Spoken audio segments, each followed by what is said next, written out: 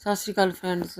ਆਲੂਆਂ ਦਾ ਪਰੌਠਾ ਕਿਵੇਂ ਬਣਾਉਣਾ ਹੈ ਨਾ, ਮੈਂ ਰੈਸਪੀ ਤੁਹਾਡੇ ਨਾਲ ਸ਼ੇਅਰ ਕਰਦੀ ਹਾਂ। ਜਿੱਦਾਂ ਅੱਧਾ ਕਿਲੋ ਆਲੂ ਲੈ ਲੈਣੇ, ਛਿੱਲ ਕੇ ਧੋ ਕੇ ਕੱਟ ਕੇ ਹੈ ਨਾ ਛੋਟੇ ਛੋਟੇ, ਜਿੱਡੇ ਕੁ ਤੁਸੀਂ ਪੀਸ ਕੱਟਣੇ ਉਬਲਣੇ ਰੱਖ ਦੇਣੇ ਪਤੀਲੇ ਵਿੱਚ। 300 ਗ੍ਰਾਮ ਆਟਾ ਗੁੰਨ ਲੈਣਾ ਹੈ ਨਾ, ਜਦੋਂ ਉਬਲ ਜਾਣ ਤਾਂ ਮਸਲ ਲੈਣੀ ਹੈ ਨਾ। ਫਿਰ ਵਿੱਚ ਇੱਕ ਛੋਟਾ ਚਮਚਾ ਗਰਮ ਮਸਾਲਾ, ਅੰਬਚੂਰ ਪਾਊਡਰ, ਲੂਣ ਅੰਦਾਜ਼ੇ ਨਾਲ, ਘੱਟ ਵੱਧ ਵੀ ਤੁਸੀਂ ਕਰ ਸਕਦੇ ਹੋ ਨਾ। 3-4 ਹਰੀਆਂ ਮਿਰਚਾਂ ਧੋ ਕੇ ਕੱਟ ਲੈਣੀਆਂ ਛੋਟੇ ਛੋਟੇ ਟੁਕੜਿਆਂ ਵਿੱਚ। ਇੱਕ ਗੰਢਾ ਵੀ ਛਿੱਲ ਕੇ ਧੋ ਕੇ ਕੱਟ ਲੈਣਾ ਹੈ ਨਾ ਛੋਟੇ ਛੋਟੇ ਟੁਕੜਿਆਂ ਵਿੱਚ। ਸਾਰਾ ਕੁਝ ਮਿਕਸ ਕਰ ਲੈਣਾ।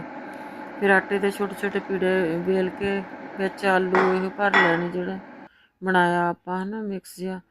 ਫਿਰ ਵੇਲ ਲੈਣਾ ਦੁਬਾਰਾ ਤੋਂ। ਫਿਰ ਗਰਮ ਤਵੇ ਉੱਤੇ ਪਾ ਕੇ ਸੇਕ ਲੈਣਾ ਹੈ ਨਾ। ਥੋੜ੍ਹਾ ਥੋੜ੍ਹਾ ਦੋਨੇ ਪਾਸੇ ਘਿਓ ਜਾਂ ਤੇਲ ਲਾ ਕੇ ਹੈ ਨਾ। ਫਿਰ ਦਹੀਂ ਨਾਲ ਖਾ ਲੈਣਾ। ਫਰੈਂਡਸ, ਫੀਡਬੈਕ ਦੇਣਾ ਬਹੁਤ ਜ਼ਰੂਰੀ ਹੈ ਨਾ।